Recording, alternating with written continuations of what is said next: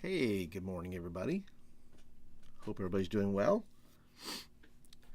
This is unusual for me, coming here on a Saturday morning, and but you know what? I said, you know what? This kind of falls in line with my new zine, which is my new issue of my zine, which is number 7, The Survivors, which go along with my Hex Crawl of Horror, and it is available now in the store.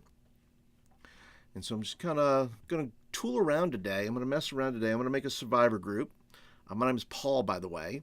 I've been gaming for quite some time. If you don't know who I am, if you've never come across this channel before and you say, hey, who's this guy? What is he doing? Well, I'm been a gamer now for a little over 40 years. Been DMing for quite some time, probably past 20.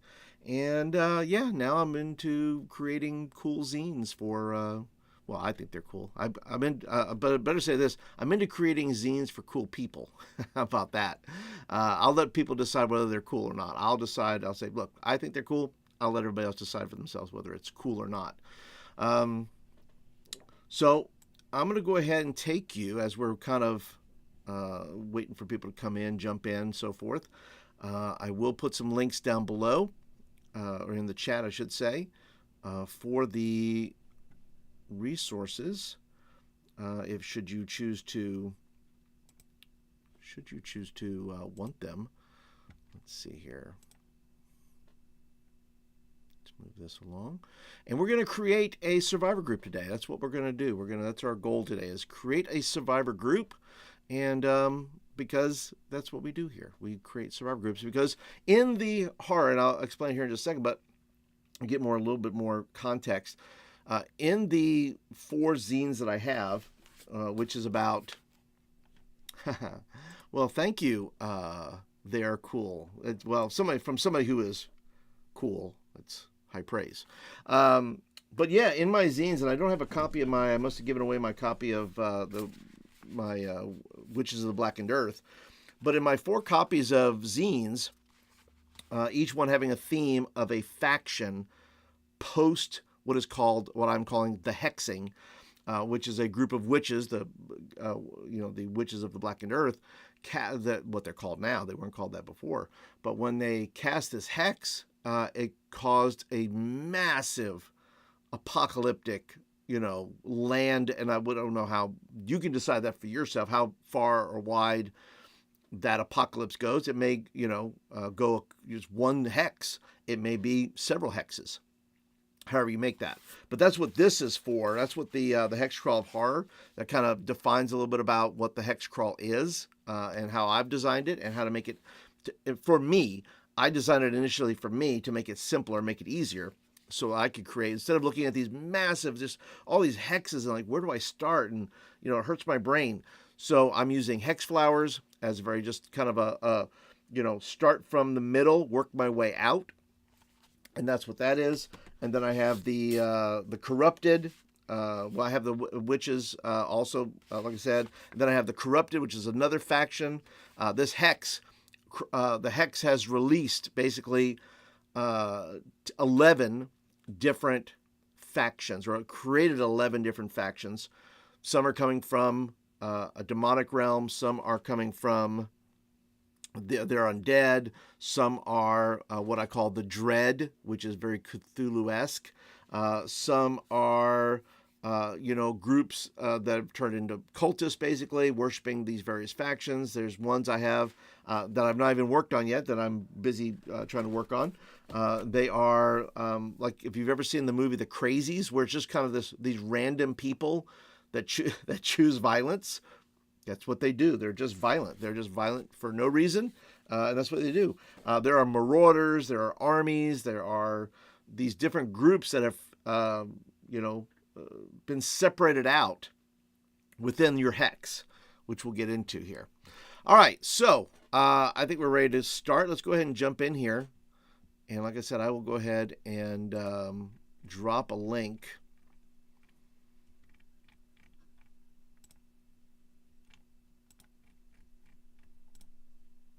to some of these. You can get it in the bundle. I have all 4 in a bundle right now, so I'll put the Hex Crawl bundle in the chat there, so if you're interested in that, and they will be later down in the comments.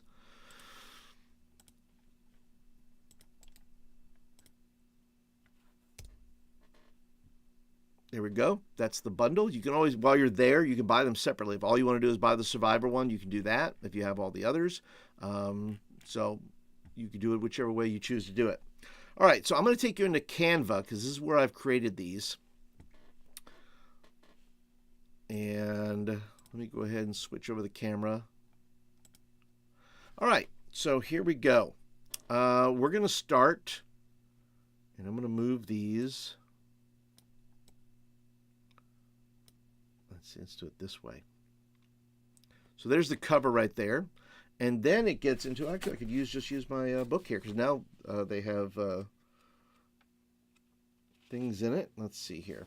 All right. We can do that. Let's go ahead and do it this way. I'm going to go ahead and let's go to building your survivor group. So this is page 13. It says the following tables will give you just about everything you need to create a survivor group. Feel free to skip the rolling and just pick what you want to fit your gamer setting. The Hex Tree of Horror is built around the Hex Flower, a cluster of 6 hexes, each representing 6 miles. Each hex has 5 dominating forces, factions that control by population or might that area. Each hex flower has a dominating power that has the greatest influence within a hex flower or territory. And so in each hex, 6 miles, you have 5 dominating forces that control either by population or might that area. In other words, you're going to roll, and that's what this does. The initial one, you can roll up your hex to see how many factions are within a hex, and then what their kind of where their location is and those kind of things. And then we go to, before building your survivor group, determine how many survivor groups you have written within that hex. This is in addition to the dominating force like the corrupted or the witches of the blackened earth. Among others, roll whichever dice you'd like to get your number of survivor groups that your PCs might encounter. So you say, okay, there's, roll 1d4 and say, or 1d6 or whatever you want and say, this is how many survivor groups are going to be in this particular area. And then you can see here, there's the that's the undead, sign for the undead. Maybe I need to change that, but I like that. It looks okay. Then you have the spirit world. That's a whole other thing. And then there's there's a dominating force. These are dominating forces, right? That's the survivor group. And then you have the dominating power. So the spirit world, that means all throughout these hexes, the spirit world is dominating. In other words, it's dominating by sheer its sheer power, or because it has multiple factions serving it, or just because as far as random encounters, you're going to run into more spiritual or spirited things. My next book that I'm working on is cultists. So you're going to find that cultists that post in the post hex apocalypse, that people had to choose. They got into a survivor group, and some of those survivor groups look like cults.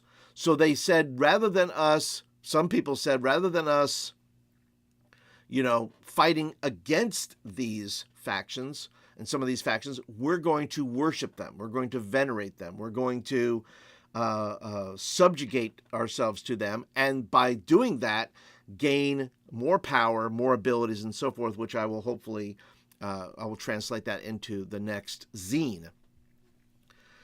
And so we have here, then it goes on to survivor group origin history. And I have a blank sheet in here for this. There's, what was life, questions to ask your character. What was I doing pre-hexing? What was their life before the disaster? Small town, urban dwellers, were they in a military unit? And that would kind of define the, what their story would be, how they can role play, during the hexing when they give their story. Like, where were you? Like, that's kind of the storyline throughout. Like, people will share, where were you when the hexing happened? What was your backstory? That kind of thing. The event of the hexing, how did the disaster affect them? So was it sudden, gradual, localized, widespread?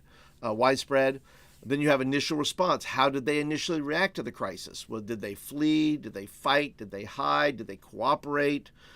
Then you have a founding story. How did the group form? So maybe you're in a You have your individual story, but then you have your group story, right? You have, how did the group form?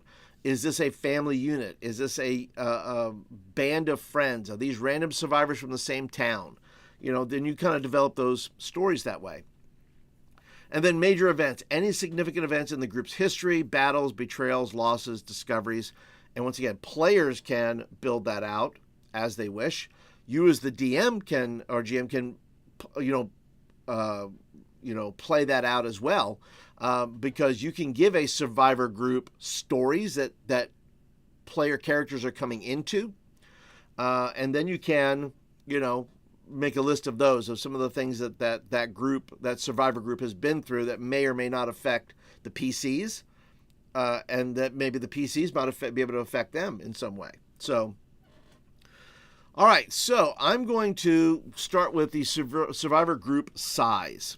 And we're going to write these things down. I'm using some brand new dice here I bought from my local game store. I don't know if you can see it.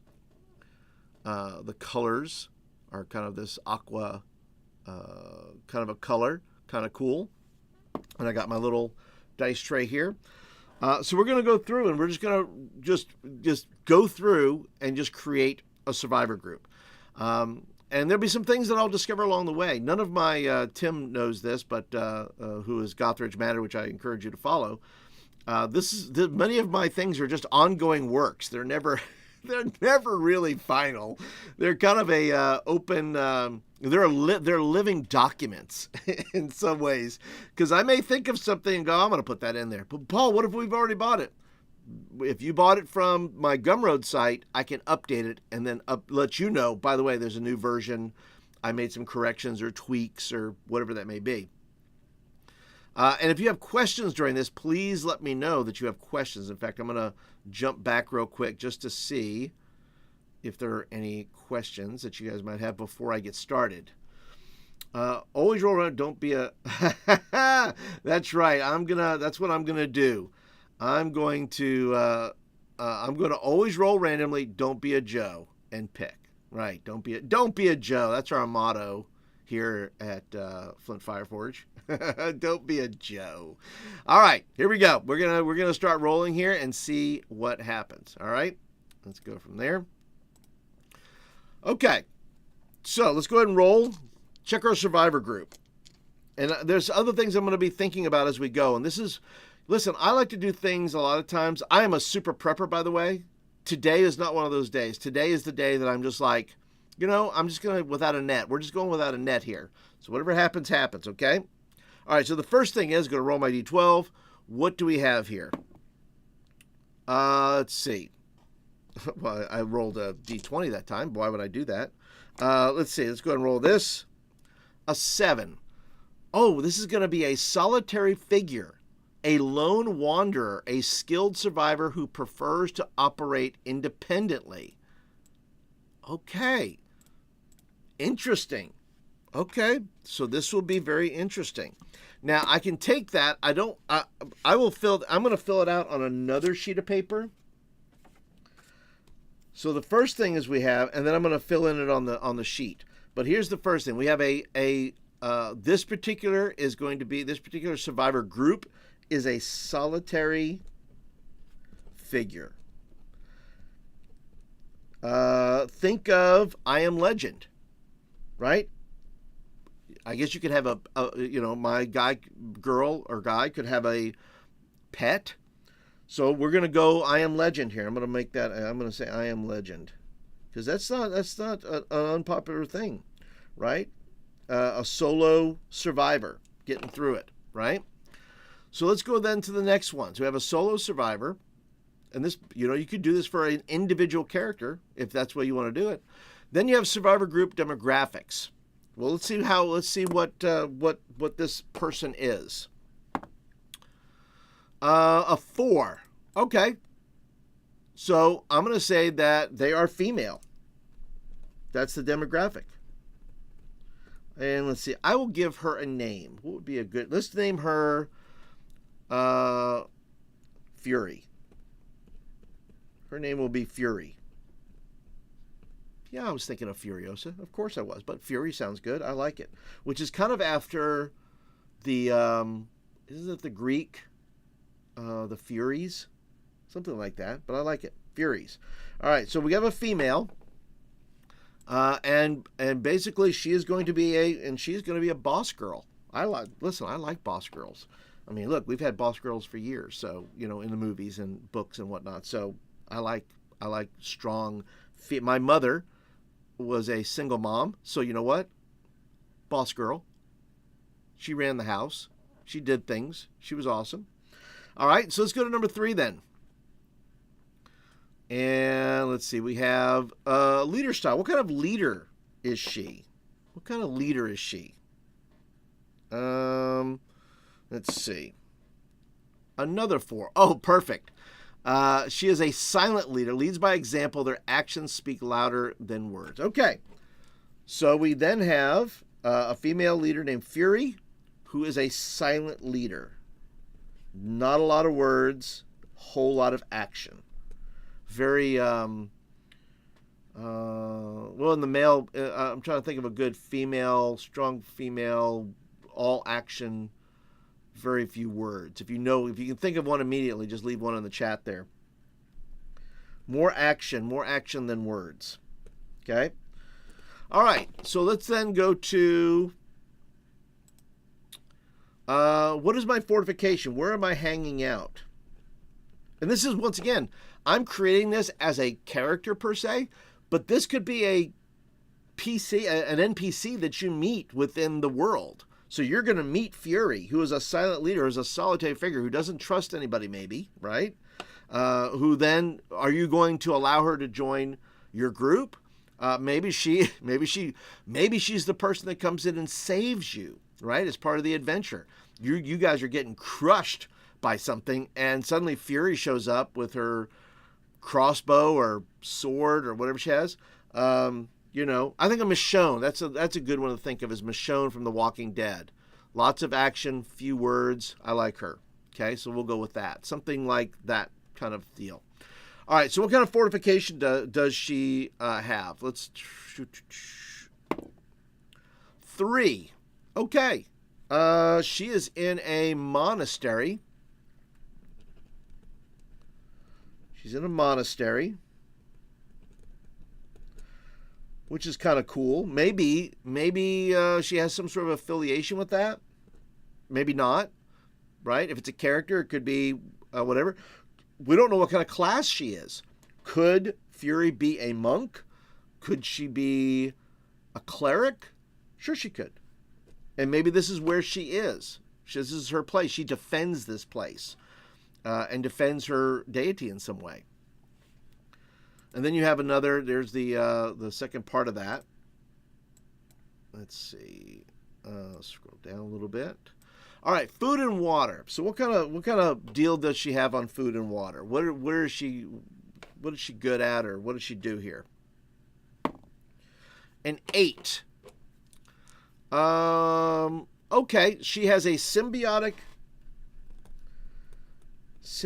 relationship.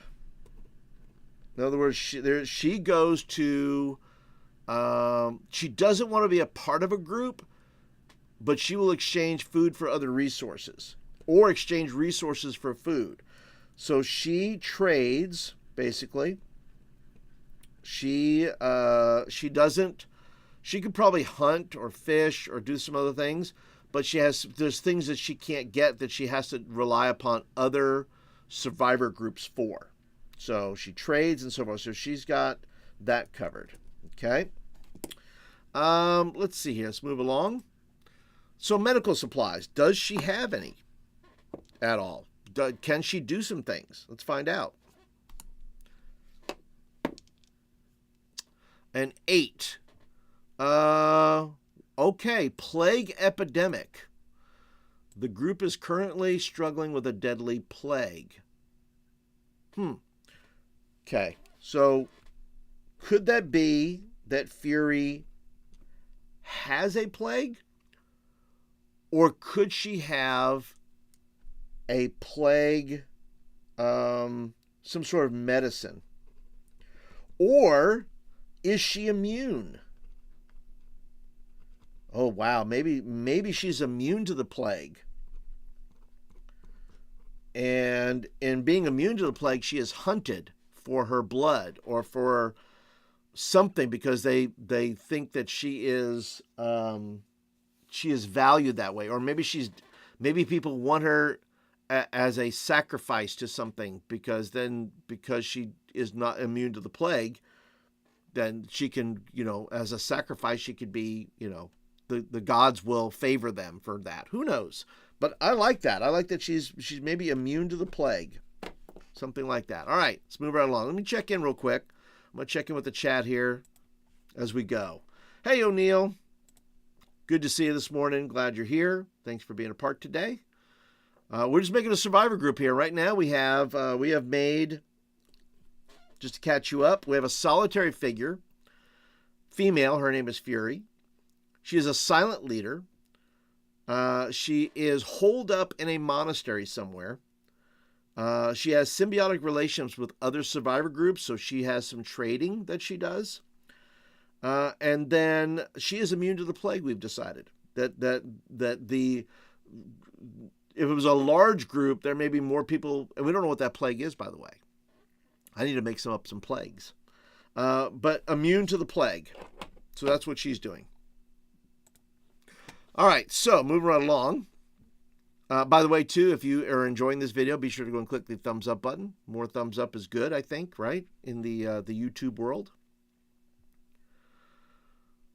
So let's go ahead and move on. So that's medical supplies. So let's go ahead and do military training. How bad is she? What is her military training? Let's see what happens.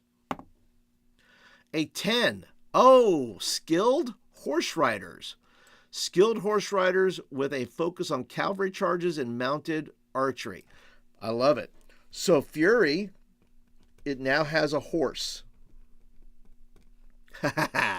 Fury has a horse and a bow, which, once again, she doesn't have to be. We don't know what her race or class is yet. Could be an elf, maybe not. But she's got a horse, a bow, and she is very good on horseback. Okay, very good on horseback. So let's go ahead and then go to weapon and armors. Let's see how she is fixed for weapons. A 7. Focus on melee weapons. Primarily uses swords, axes, and other melee weapons. So she has a bow, but that may be her secondary. I'm going to do this. It says focus on melee weapons. I'm going to say that melee is her secondary because I rolled the bow first, right? So you can fluctuate. So melee focused, and I'm going to say, let's see, what should she be good at? I'm going to say she has as a melee weapon. Chat suggestions. What kind of melee weapon does Fury have? She's mounted. She has a bow. She may not be as good with it, maybe. But do you have an idea for a melee-focused weapon for somebody on horseback? What do you have for me? Tell me. What you got? What you got? Yeah. New dice there, Gothridge. Let's see. Cool beans, O'Neill. All right, chat. What do you got for me? A good melee weapon for a mounted figure. Is it a mace? Flail. I was thinking I was going to go that direction. So she has a flail. I like it, O'Neill. I like it. Flail. All right. Okay, so she's got a flail. She's on horseback. She does have a bow. She may be equally as good at it. She doesn't have to have one or the other. She could be good at bows too, bows and melee, right? She doesn't have to pick one. Let's see here, moving right along. Let's go to combat tactics. Now we said she was on horseback, but she may have a particular other feature to that. So let's go ahead and see. Okay. This is a turtle formation. Utilize a defensive formation where they form a shield wall to protect themselves. So I'm going to say Does she have a shield? It's really hard to connect this to a person on horseback, that some sort of turtle formation. And it depends what she's, you know what? Maybe she doesn't have a horse. Maybe she's riding something else. Maybe. So what kind of animal could she be riding? A turtle? That'd be a little silly. But something that has, maybe the animal she's riding has defensive weapons. What could she be riding, folks? Tell me in the chat. What could she be riding that has a shield-like quality? Now, they could be an armored horse. The horse could be armored up, right? Could be a high armor class or low armor class, depending on your setting, your game that you're playing. But the horse could be armored. I'd give that a turtle-ish type of effect. But what do you think, chat? What do you think she's? Does she have a shield? It's a little hard to ride, right? If you have a shield and a flail, you could. Difficult. There'd be negatives on that, on rolls and things, I think. So, is the animal she's riding, is it a shielded animal? The horse, like I said, could be armored. Or is it not a horse? Is it something else that has some kind of armor to it? Something she found in the wild, maybe, that she got? I don't know. We'll leave that open for the moment. But I'm going to say armored horse at the moment. I will change it if I get some good things in the chat. Okay, some good ideas. An armored animal of some kind. Okay? All right, let's go and move on. What do we have? Rules and laws. So how does she deal with things? What is her rules? What is her code? This might be a good idea. What is her code for dealing with things? Tells us a little bit about her attitude. 9 is a martial law. A strict authoritarian regime with strong emphasis on order and discipline. Perfect. Her code is martial law. In other words, she is having none of it.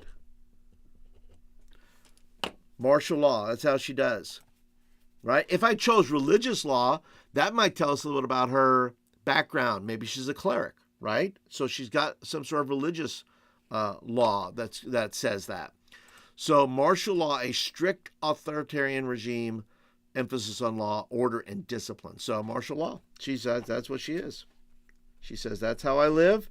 Martial law, baby. I am out here by myself. I don't have time to fool with you, people. If you mess her, listen, FAFO, people. FAF, she's got that tattooed on her. Do not mess with her. She is trouble. All right. Religion and spirituality. Let's see what she has in that regard. A 4. She is monotheistic. She believes in a single. Okay, so she's monotheistic. So that monastery that she's in is maybe dedicated to her god, to her deity. Okay, so she's monotheistic. So which deity does she serve then? Somebody who believes in martial law, for sure. Depending on your game, right? Find that deity that does not mess around. That's your deity. So she's monotheistic. So it's just one. She believes in one God. All right. Here we go. So she's monotheistic. Then, let's see. Let's carry on. Hope and despair. So what is her general attitude, right, towards the apocalypse, towards the hexing, towards what has happened in the world here? Let's roll it up. Perfect. Cynical. I rolled a 2. So she is cynical and distrustful. Perfect.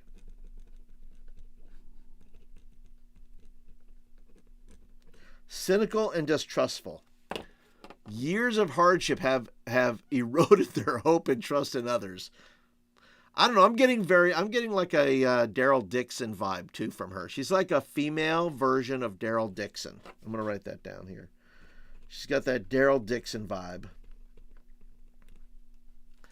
All right, let's check with the chat here. What are you guys doing in here?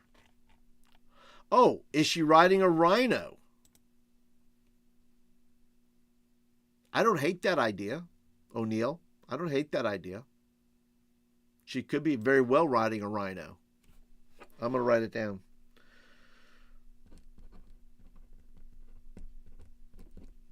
Boy, Fury riding a rhino. A train. Boy, oh wow, that kind of fits too with the kind of the cavalry type of thing, that this thing's going to rush at you. And it can like pick you up with the horn and just start flinging people out of the way, disperse a crowd. I like it. I like it, O'Neill.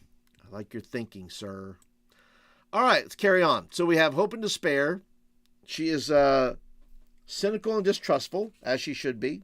Female Daryl Dixon. Let's see. What else do we have here? We have Trade and Barter. Now, we kind of said already about how she does things. So she has a symbiotic relationship with other survivor groups. What else does she do? What else could this mean for her? She is reliant on trade, so that works correct. Got people calling me. Let's see. 7. She's reliant on trade, heavily reliant on trade with other groups for essential supplies. So that tracks. Okay, she is reliant. And you can, by the way, if you're creating like this individual solo character, you can pick what you want. If you said, look, if she were limited, let's say I rolled something else. I think these all would have fit with her. Currency utilizes a unique form of currency such as precious gems, herbs, and that may be what she trades for things. That may be her trade. So you could really use any of these, but pick what you want. Pick what fits this NPC that you're creating, right? So reliant on others for certain things. Could be medicine, could be tools, weapons, could be any of those things. All right? Moving right along. Alliances and rivalries. Let's decide what does she have going on here. 7. All right. Subjugated by a more powerful group and forced into an alliance. Okay. All right. Forced alliance, which then creates more backstory. Why? Why does she have a forced alliance with another survivor group? She has to serve them for some reason. Is it because a favor is owed?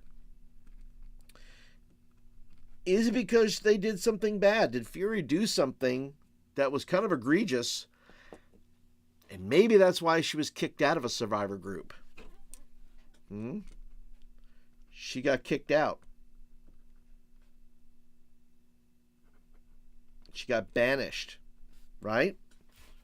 She got banished, and that's why she is in servitude. It's a force. Maybe it's not that they forced her, but she forced herself. She will always do right by a particular other survivor group, right? That she will do right by them because she feels like she owes them because of something she did, right? All right, let's carry on. What else do we have for old Fury? Exploration and expansion. Now, this would apply more so to larger groups, but we'll see what she's interested in. A 10. Driven by curiosity. Driven for knowledge and desire to explore the unknown. I think that tracks, right? She's an explorer. She's looking for something, right? She's like, how can I... she's an explorer, so she's looking for something. What is she looking for?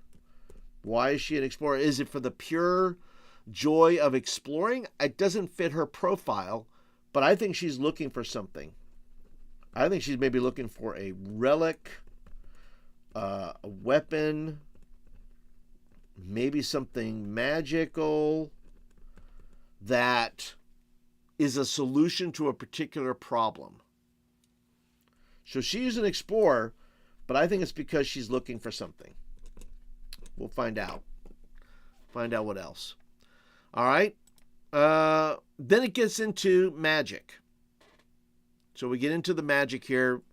The sources of magic that I spell out some of that in Wasteland Magic in number 4 of Crit Happens.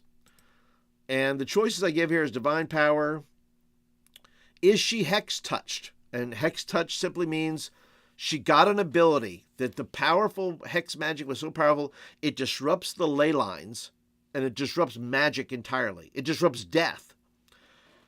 So it's possible that Fury has some sort of ability that the Hex provided, right? That there was she had something before, and it could have something to do with the fact that she is monotheistic. We don't know. But we'll see. So we're going to roll on that table. So here's the Hex Touch table. What can Fury do? Is she Hex Touched? So let's do this first. Let's go ahead and go to the tables. Okay. So 50% chance for high magic games, 20% for low magic games. Okay. Let's see.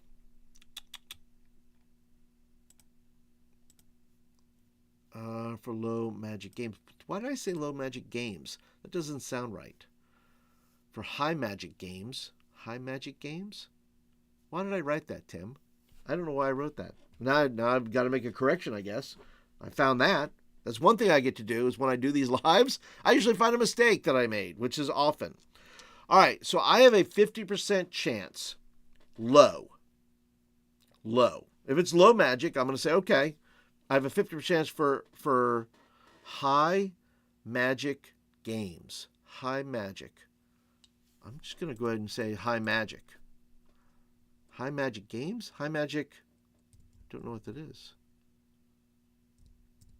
And 20% for low magic. Why is it games? That makes no sense. It's okay. So you find these things out. It's all right. It's a living document. For those of you that have bought it, I will update it in the thing. You'll get new ones, okay? And Tim can wear out his printer as he prints the 45 versions that I have of this. He's done already. He's going to send me a bill for ink. Sorry, Tim. All right, here we go. 50%. So we'll say this is low magic, but if I roll 50 or under, I'm sorry, this is high magic. Oh, let's do 20%. If it's low, let's say 50%, it's high magic. Let's just say for high magic, okay? Let's see.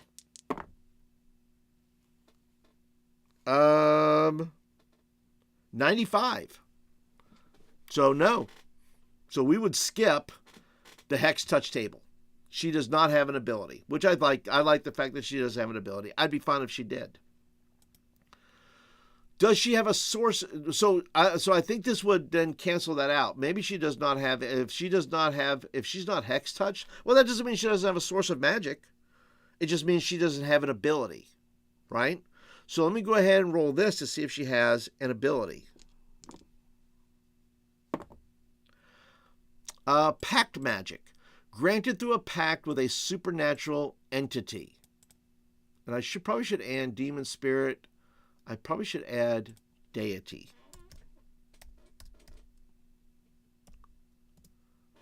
Because maybe then she has some sort of spell usage.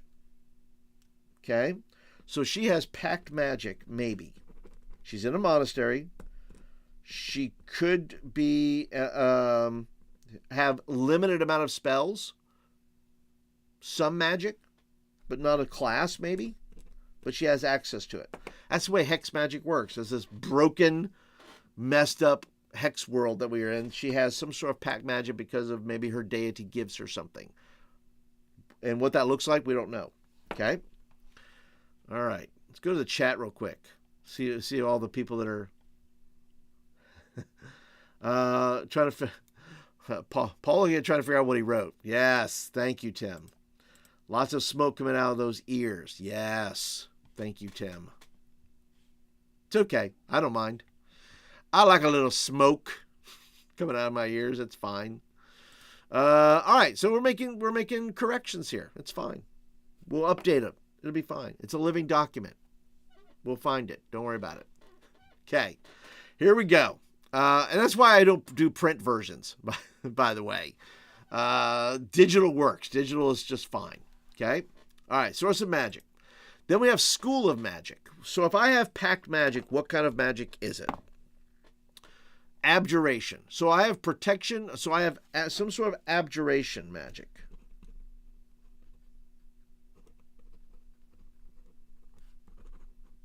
If I have any, right?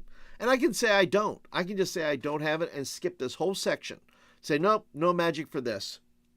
But so it's going to be protection, wards, and dispelling. So I'm going to say protection and wards, which I bet is how she keeps the monastery safe. There are wards and protection things on there. So she has some sort of protection, maybe runes, maybe something like that. So she's got that. And then she has limitations and risks. So what happens when she has this? What happens when she uses this magic? 10. Casting a spell can put a physical strain on the caster's body. Okay, so she can be drained in some way by if she uses too much of this magic. Okay, moving right along. Then you have survivor group magic items. So we said this is going to be, she has pack magic, but she may not have any of these things. 50% chance, low mag, 33% chance. So I'm going to do, it's low magic, so I'm going to do 33% that she has anything. Okay? Let's do D6. Let's just do that. Let's do 1 through 3, yes, 4 through 6. Oh, well, what I said was low, didn't I? 1 and 2, no. I'm sorry. D6, yes on a 1 or 2, no on a 3 through 6. All right, so she does have something. What does she have? She does have some sort of magical item found somewhere. Maybe that's what some of the things she's exploring for. Magical things. A 12. Oh, I like this. A talisman. Object with inherent magical power, often used for protection or good luck. Okay, so she has a talisman.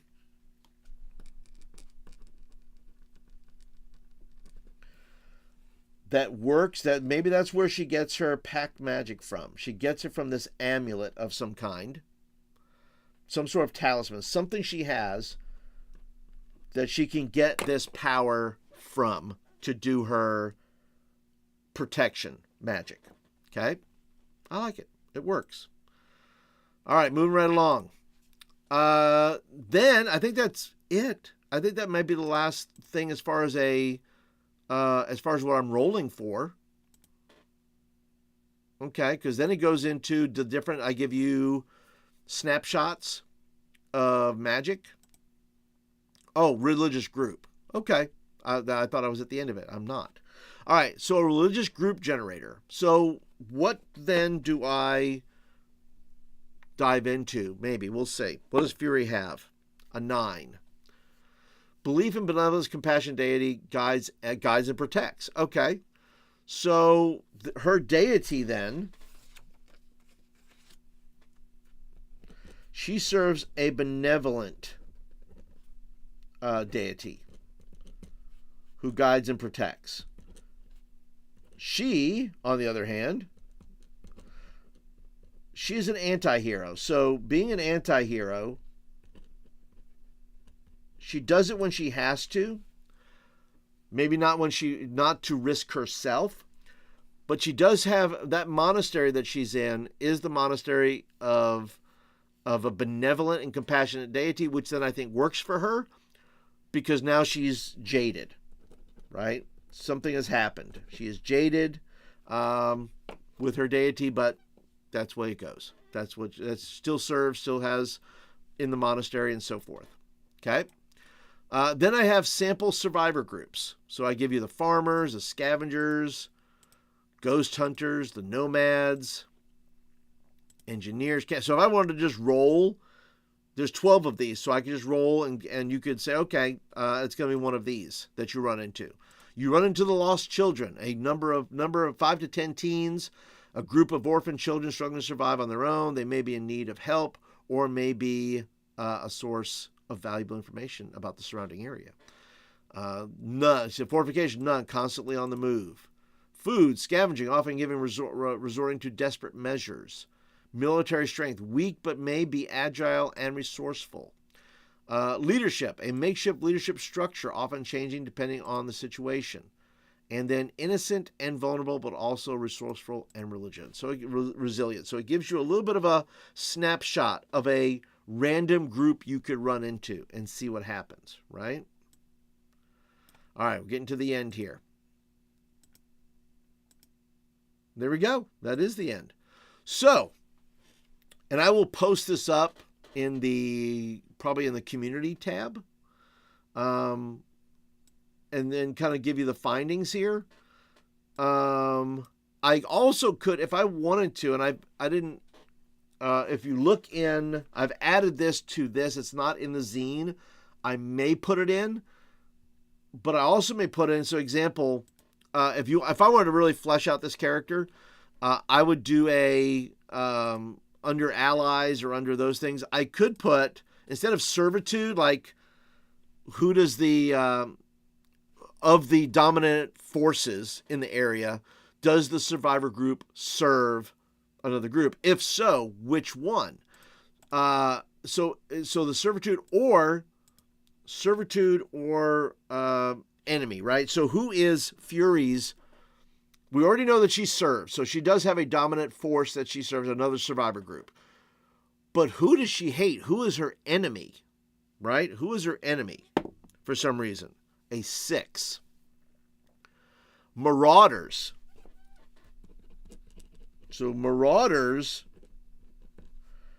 are her enemy. For some reason, we don't know why, but she has marauders of some kind are her enemy.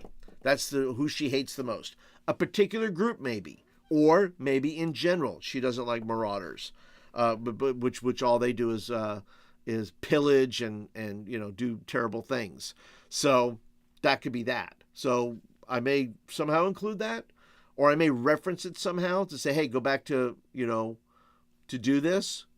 I'll make a note. Let's see. I think that's that. Let me go back to here, see how the chat's doing. Chat. All right. Let's go back here.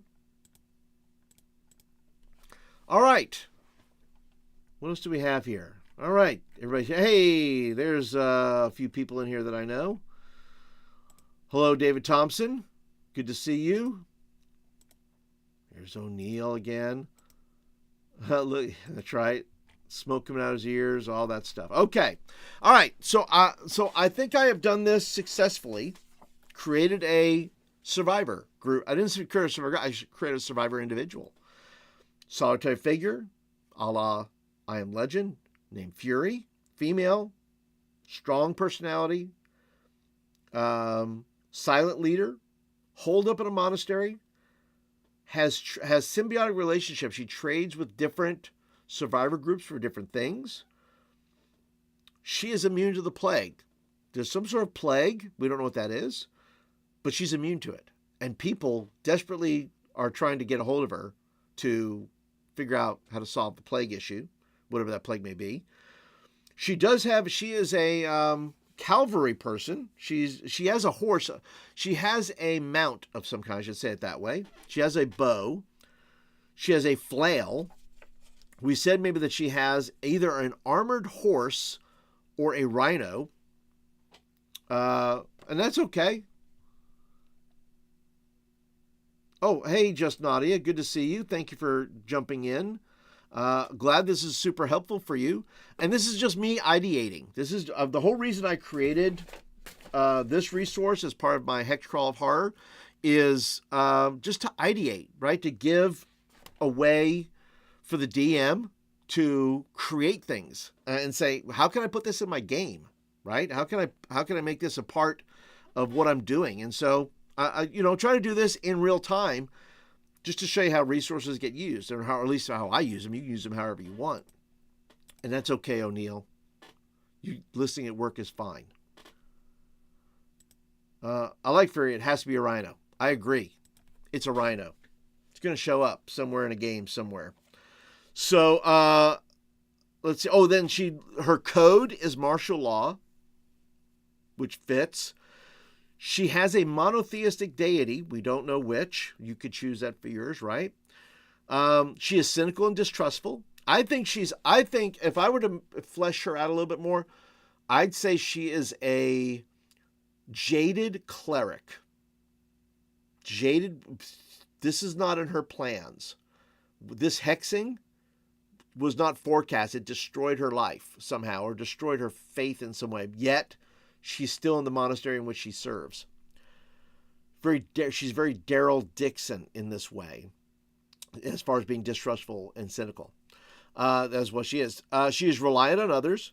She has a forced alliance somehow, and I think she got kicked out of a survivor group. I think that's what happened. I think she killed somebody. I'm just going to be honest. I think she killed somebody, and she put herself in forced servitude to them to benefit them. So even though they hate her, she's still going to do it because she owes them something. And then she is... she's also the deity that she used to serve was a benevolent deity, which guides and protects. She hates marauders. That's her enemy. She is an explorer, looking for something, a relic, maybe a weapon, maybe magic, maybe something for this survivor group in which she is in servitude. She has some sort of pact magic. She doesn't have a lot of spells, but she's got a couple of things, right? It's abjuration, which is protection and wards. That fits. Then, but when she uses them, she is drained. She has a talisman, which helps her do these things. So if you could find some low-level, first-level spells, 5e, Shadow Dark, whatever you choose, whatever you do, some sort of low-level things that you could give her would work. And I think that's it. I think that's our character is Fury. She's I like her. She's cool. I'd totally put her in a game. And she could save the party's butts from time to time. She's just kind of now a random character in the Hex universe. In the Hexiverse? Gotta write that down. The Hexiverse. Writing that down, because that could be a whole thing. A Hexiverse, which is filled with NPCs and survivor groups. All right, the Hexiverse. All right, guys, I think that's it. I think I've gone for just about an hour now. And when you're doodling like this, and you're noodling, time goes by fast, doesn't it? So I hope you guys had fun today. I appreciate everybody that came out. I appreciate everybody that's looking and watching.